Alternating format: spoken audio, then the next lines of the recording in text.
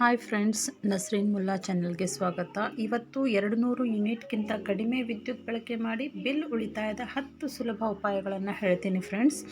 ನೋಡಿ, ನೀವು ನಿಮ್ಮ ದಿನನಿತ್ಯದ ಜೀವನದಲ್ಲಿ ಇದನ್ನು ಅಳವಡಿಸ್ಕೋಬೇಕು, ಆಯಿತಾ. ಫಸ್ಟ್ದಾಗಿ ನೀವು ಸಾಕೆಟನ್ನು ಮೊಬೈಲ್ನಲ್ಲಿ ಹಾಗೆ ಬಿಟ್ಟು ಇಡಬಾರ್ದು.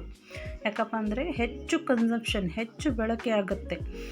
ಕರೆಂಟು ನಿರಂತರವಾಗಿ ಸಪ್ಲೈ ಆಗ್ತಾ ಇರ್ತದೆ. ಹಾಗಾಗಿ ನಿಮ್ಮ ಮೊಬೈಲ್ಗೆ ಹೆಚ್ಚಿನದಾಗಿ ಕರೆಂಟ್ ಸಪ್ಲೈ ಆಗಿ ನಿಮ್ಮ ಬಿಲ್ ಹೆಚ್ಚಾಗಿ ಬರ್ತದೆ. ಅದೇ ರೀತಿ ಪದೇ ಫ್ರಿಜ್ಜನ್ನು ಬಳಕೆ ಮಾಡೋರು ಅತಿಯಾಗಿ ಪದೇ ಡೋರನ್ನು ಓಪನ್ ಮಾಡಬಾರ್ದು. ಯಾಕಪ್ಪ ಅಂದರೆ ಹೆಚ್ಚು ಇಲ್ಲಿನೂ ವಿದ್ಯುತ್ ಬಳಕೆ ಆಗುತ್ತೆ, ಹೌದಾ. ಸರಿ, ಇವಾಗ ಸೋಲಾರ್ ಸಿಸ್ಟಮನ್ನು ನೀವು ಅಳವಡಿಸ್ಕೋಬೇಕು. ಯಾಕಪ್ಪ ಅಂದರೆ ಸೌರಶಕ್ತಿಯಿಂದ ನಿಮಗೆ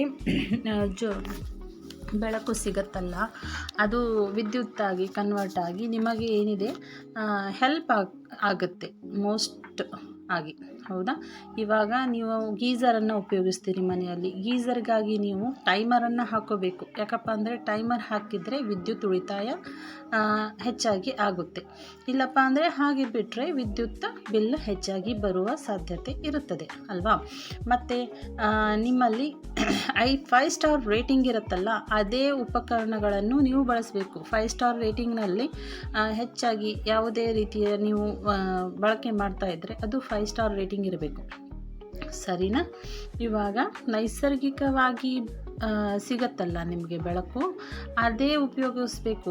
ದಿನದಲ್ಲಿ ಏನು ಮಾಡಬೇಕಂತೆ ಅಂದರೆ ಲೈಟನ್ನು ಉರಿಸ್ಬಾರ್ದು. ನೈಸರ್ಗಿಕವಾಗಿ ಬೆಳಕು ಇದೆಯಲ್ಲ, ಅದಕ್ಕೆ ಚೆನ್ನಾಗಿ ನೀವು ಯುಟಿಲೈಸ್ ಮಾಡಿಕೊಂಡ್ರೆ ವಿದ್ಯುತ್ ಬಳಕೆ ಕಡಿಮೆಯಾಗಿ ನಿಮಗೆ ವಿದ್ಯುತ್ ಬಿಲ್ನಲ್ಲಿ ಉಳಿತಾಯ ಆಗುತ್ತೆ, ಸರಿನಾ.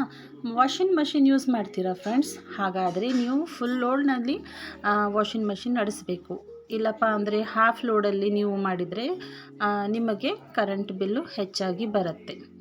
ಫುಲ್ ಲೋಡಲ್ಲಿ ನೀವು ವಿದ್ಯುತ್ತನ್ನು ಬಳಕೆ ಮಾಡ್ಬೋದು.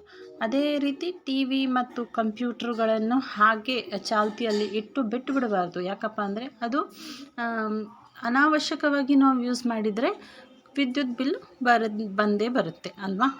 ಮತ್ತೊಂದು, ಅದೇ ರೀತಿ LED ಬಲ್ಬ್ಗಳನ್ನು ಬಳಕೆ ಮಾಡಿ. ಯಾಕಪ್ಪ ಅಂದರೆ 80% ಅವು ಕಡಿಮೆ ವಿದ್ಯುತ್ ಬಳಕೆ ಮಾಡುತ್ತವೆ. ಹಾಗಾಗಿ ನಿಮ್ಮ ಬಿಲ್ ಉಳಿತಾಯದಲ್ಲಿ ಹೆಲ್ಪ್ ಆಗುತ್ತೆ ಫ್ರೆಂಡ್ಸ್.